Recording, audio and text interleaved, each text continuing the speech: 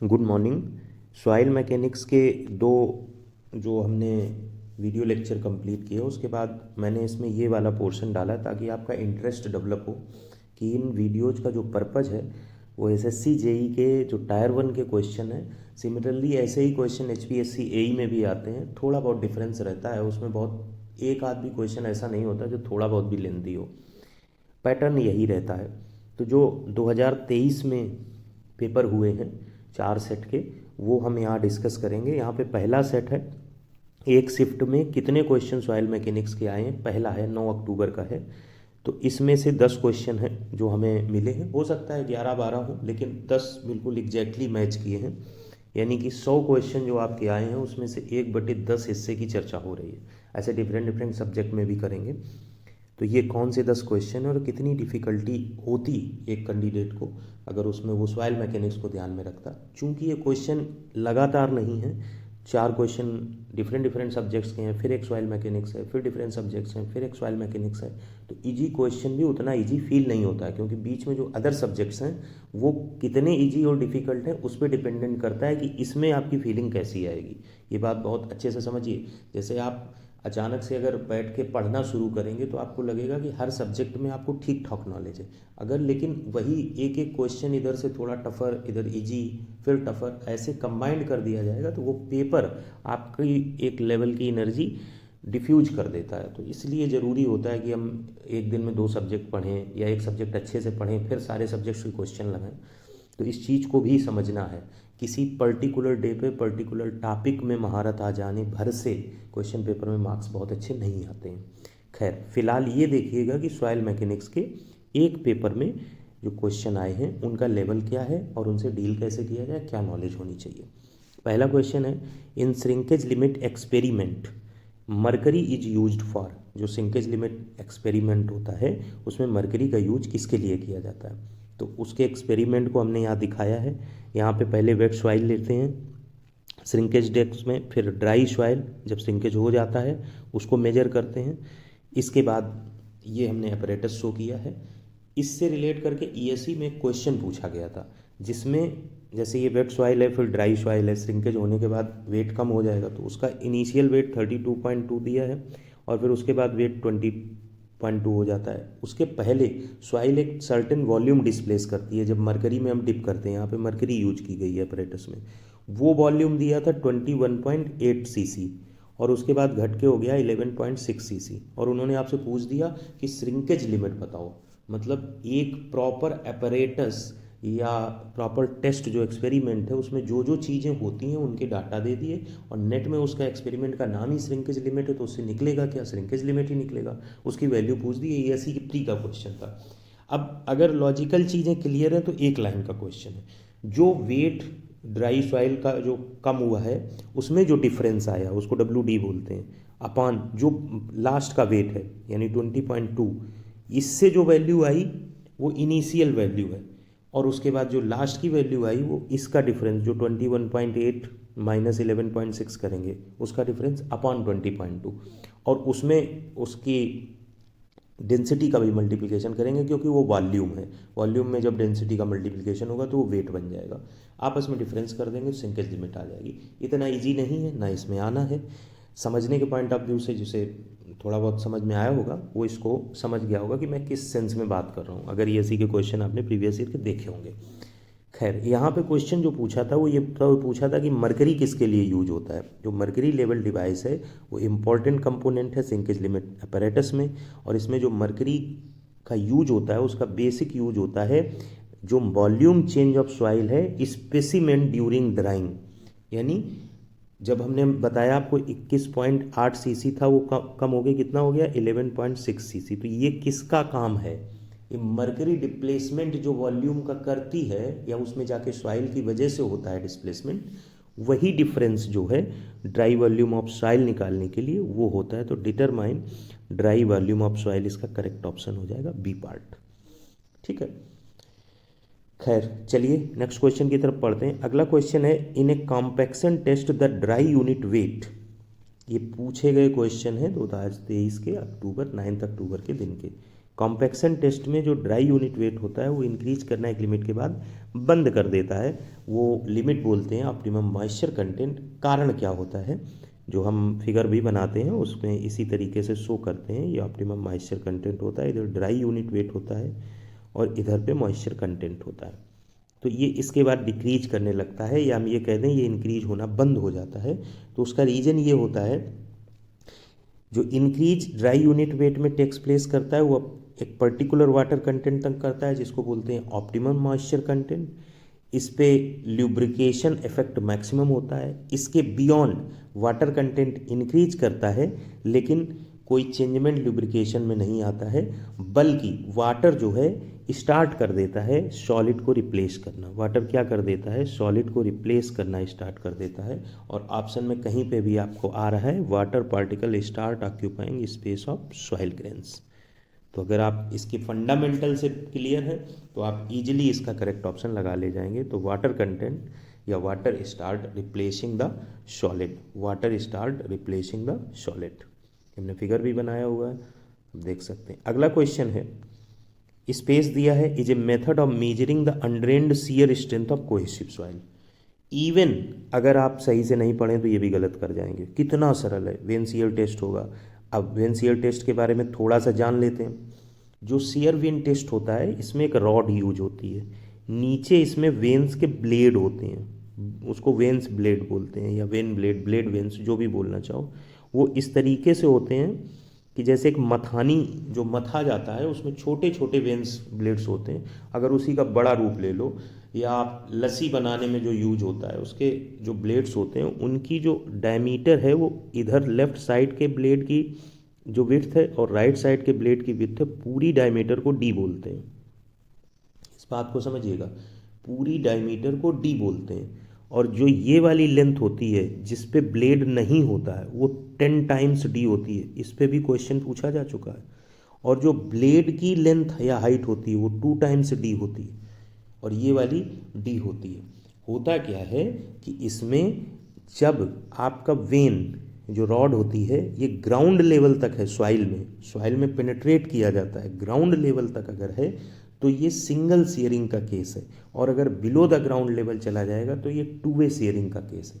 जब ground level में होगा तो आपका जो शेयर अकर करेगा वो आपका साइड्स में अकर करेगा और टॉप पे अकर करेगा, और जब उस बॉटम पे अकर करेगा, साइड और बॉटम में, यहाँ पे अकर करेगा और यहाँ पे अकर करेगा। और अगर ग्राउंड लेवल से नीचे चला जाएगा तो शेयर टॉप पे भी अकर करेगा, बॉटम पे भी अकर करेगा और साइड में भी अकर करेगा। साइड वाला नेग्लिजिबल होता है, टॉप बॉटम वाला कंसीडरेशन में आता है। इसीलिए आप देखते होंगे जब शियर स्ट्रेंथ का हम लोग फार्मूला पढ़ते हैं टाउ का तो अलग अलग आता है। वेन शियर टेस्ट में ही ये फार्मूला हम पढ़ते हैं। तो सिंगल शियर का केस अलग होता है, 2 वे शियर का केस अलग होता है। इस तरीके से प्रैक्टिकली इसकी अंडरस्टैंडिंग होती है। और undrained shear strength of cohesive soil के लिए शियर वेन टेस्ट यूज होता है। तो ऑप्शन तो वेन शियर टेस्ट हो गया। क्या आपको फार्मूला याद है? वो फार्मूला होता है टाउ बराबर T/πd² h/2 plus D/12। D/12 है तो सिंगल और D/6 है तो 2 वे शियर। अगर ये पूछ दिया जाए वेन, जो पूछा गया है अभी अलग अलग एग्जाम्स में, शायद प्रीवियस ईयर में भी पूछा गया होगा, when shear test is used for, when shear test of used for किसके लिए यूज किया जाता है? Cohesive soil. अगर कोहेसिव सॉइल ऑप्शन में नहीं दिया होगा तो लिखा होगा soft and sensitive clay, soft and sensitive clay. अगर सॉफ्ट एंड सेंसिटिव क्ले नहीं लिखा होगा तो लिखा होगा clay of low shear strength, clay of low shear strength. तो यहाँ से 3 चीज़ें क्लियर होंगी किस तरीके की सॉइल के लिए यूज किया जाता है। कोहेसिव सॉइल के लिए, सॉफ्ट एंड सेंसिटिव क्ले के लिए, या लो शियर स्ट्रेंथ सॉइल्स के लिए। अगला है the constant head permittivity test is used for organic soil, fine grain soil, clayey soil, coarse grain soil. जो constant head permittivity test use होता है वो कोर्स ग्रेन सॉइल के लिए होता है, फाइन के लिए इसलिए नहीं होता है क्योंकि डिस्चार्ज जो फाइन स्लो सॉइल से होता है वो बहुत स्मॉल होता है, जबकि कांस्टेंट हेड परमिटिविटी टेस्ट के लिए डिस्चार्ज का एम्पल अमाउंट चाहिए होता है। ठीक है, तो करेक्ट ऑप्शन डी पार्ट होगा। इतने सरल सरल क्वेश्चन पूछे गए, ऐसा ही फील हो रहा होगा, लेकिन वो सरल बचते नहीं है वहाँ पे। कुछ संख्या कठिन की हो जाती, कुछ सरल की बचती, और जिसका रिहर्स अच्छा है उसके लिए तो हलवा है ही। A line in the unified classification system कुल मिला के आपसे आईपी वाला फार्मूला पूछा है, 0.73 WL-20 होता है। मुझे लगता है कभी कभार ये भी पूछ सकते हैं कि कौन सा वो वैज्ञानिक था जिसने ये chart plasticity index versus liquid limit वाला मेजर किया, उसका नाम क्या है? तो उसका नाम है कैसग्रांडे, उसका नाम है कैसग्रांडे। इनका कोई भरोसा नहीं है। और 1932 है। ये एसएससी जेई वाले हैं, ये भी क्वेश्चन बना देंगे एक दिन, इसे कोई बड़ी चीज़ ना मान के चलिए। तो ये क्वेश्चन 5वां हो गया। A fine grain soil has liquid limit of 55 and plastic limit of 20 as per plasticity chart according to IS classification soil is represented as. इसमें गलती ना हो इसके लिए बहुत ध्यान से मेरी बात को सुनिए। एक आईपी ऑफ सॉइल है, एक IP for a line chart या प्लास्टिसिटी चार्ट वाला है। तो आईपी ऑफ सॉइल क्या होता है? WL-WP। ये फार्मूले से हमने निकाला तो 55 - 20 आया, तो इसकी वैल्यू कितनी आ गई? 35। अब हमने 0.73 WL-20 से निकाला तो उसमें 35 का गुणा होगा 0.73 से, जाहिर सी बात है इससे कम आएगी, वो लगभग 25 के आसपास आएगी। और अगर ए लाइन से हमने जो वैल्यू निकाली है वो पहले सॉइल की जो वैल्यू फार्मूले से निकाली है, सिंपल फार्मूले से, liquid limit minus plastic limit, वो वैल्यू ज़्यादा है, यानी 35 ये ज़्यादा है ए लाइन वाले से। तो जो क्लासिफिकेशन होगा, जो अभी आपने फिगर देखा था, वो जो क्लासिफिकेशन होगा उसमें ये ए लाइन के ऊपर लाई करेगी, यानी तो सी आएगा। अब दूसरी बात है, 35 से 50 में है तो सी के साथ आई आएगा। 35 से 50 में लिक्विड लिमिट है नहीं, ऊपर जाएगी तो क्या आएगा? ऊपर जाएगी तो क्या आएगा? एच आएगा। ऊपर जाएगी, चूंकि ए के ऊपर चल रहे हैं तो एच आएगा। 55 से ज़्यादा जा रहे हैं, 50 से ज़्यादा जा रहे हैं, यहाँ पे तो लिक्विड लिमिट 55 है, अगर 60 भी होती तो भी सी एच होता, तो भी सी एच होता। अगर 35 से बीच में इसमें आते तो सी आई होता, ठीक है। और अगर इधर चले जाते तो सी एल एम एल हो जाता, सी आई एम एल हो जाता। इस तरीके से इस चीज़ के को सॉल्व करते हैं। तो इसमें कोई डाउट नहीं होगा हमारे हिसाब से कि ये सी एच होगा। अगर 35 से 50 में आता तो सी आई एम एल होता, और पीछे चले जाते तो सी एल एम एल हो जाता। इस तरीके से ये ऑप्शन होता है। फिलहाल इसमें ऐसा कुछ नहीं है, क्योंकि 50 से ऊपर जा रहे हैं तो सी एच होगा करेक्ट ऑप्शन, सी पार्ट। वो जो फिगर आप देखते हैं उसको जितने अच्छे से आप मेमोराइज रखेंगे उतना ही ईजिली होगा क्लासीफाई करना, ठीक है। अगला क्वेश्चन था, if a cantilever retaining wall is to retain soil to its full height H for the analysis of bending movement at its base, the distance from the base where the total force due to backfill acts.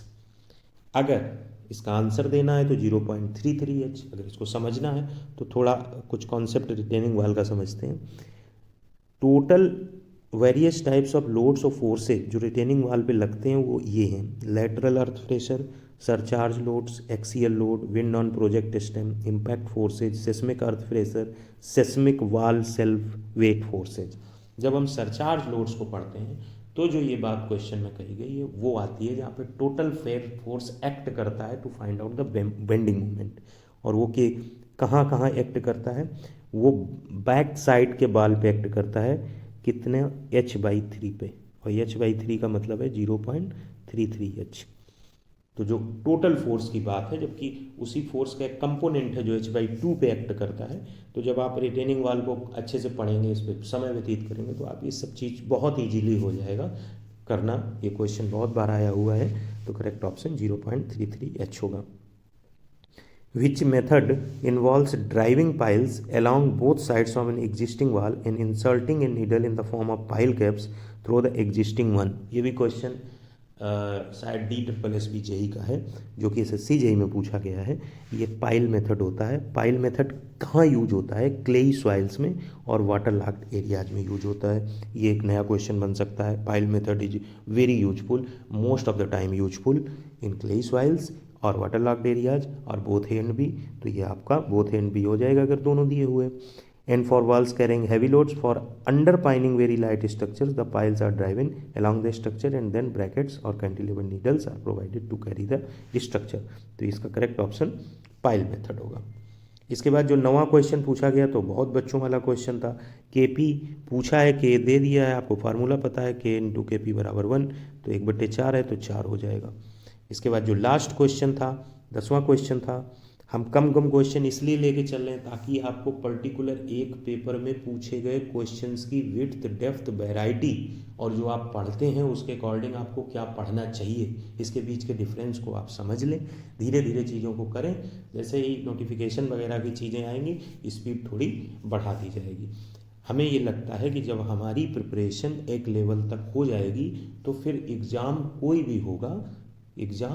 भी होगा उस level पे, तो उसकी क्षमता हमें बाहर करने की बहुत कम हो जाएगी। और जब हमारी प्रिपरेशन आधी रहेगी, आधी अधूरी रहेगी और हम ये डिपेंडेंट होंगे कि कोई हमें मोटिवेशन मिले एग्ज़ाम का, तो हम कंपटीशन में आ जाएंगे और हमारी सिलेक्शन की प्रोबेबिलिटी डिपेंडेंट हो जाएगी। तो इसलिए डिपेंडेंट प्रोबेबिलिटी से परमानेंट प्रोबेबिलिटी या फिक्स प्रोबेबिलिटी बनाने के लिए हमें बहुत रिगरस स्टडी करनी पड़ती है। और रिगरस स्टडी का तरीका ही यही होता है कि जिस चीज़ की हम तैयारी कर रहे हैं उसकी सभी डायमेंशंस को सही से पकड़कर उस पर अपनी महारत हासिल कर लें। तो ये जो लास्ट क्वेश्चन है वो कहता है कि कॉम्पैक्शन एंड कंसोलिडेशन से रिलेट करके कौन सा स्टेटमेंट करेक्ट है। पहला स्टेटमेंट कह रहा है कि compaction is valid for cohesive soil. गलत, ये कोहेसिव और कोहेशनलेस सॉइल दोनों के लिए वैलिड होता है, जबकि कंसोलिडेशन केवल और केवल कोहेसिव सॉइल के लिए एप्लीकेबल होता है। दूसरा कह रहा है कि compaction and consolidation improve the engineering properties of soil. जाहिर सी बात है, ये फिनोमिना है जिससे हम उनकी स्ट्रेंथ और अन्य चीज़ों को मेजर करते हैं। वहाँ पे स्ट्रक्चर बनाना सही है, गलत है, तमाम चीज़ों की क्वालिटी पता चलती है। तो इम्प्रूव वाला सही है, डिग्रेड करेगा नहीं। एक ही ऑप्शन चाहिए होता है, अब तक भी सही हो चुका है तो कोई दिक्कत नहीं। फिर भी compaction releases pore air not pore water, consolidation releases pore water. तो इस तरीके से ये भी जो आपका है ऑप्शन वो भी गलत हो गया। तो ये आपके सामने क्वेश्चन थे। नेक्स्ट वीडियो में नेक्स्ट डे के जो शिफ्ट में क्वेश्चन हुए हैं उनको लेके आएंगे, देखेंगे उनमें क्या वैरायटी है, क्या डिफिकल्टी है। Thanks for watching.